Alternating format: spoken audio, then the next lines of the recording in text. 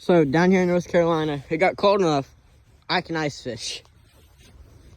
I'm not going too far out, but look at the thickness of this ice. And I just broke it in. It's cold. It's like 18 degrees out right now. Yeah. I just wanted to show y'all the ice. This ice is nice. My hands are freezing. So, throwing that back in. Oh, so I made the hole larger. And look what I got. This large chunk of heavy ice. And look at that slab. Oh, I almost just slicked. But yeah, this thing is thick. But how do you guys up north ice fish, bro? Like my hands, if I'm not having them in my pockets, are freezing, bro.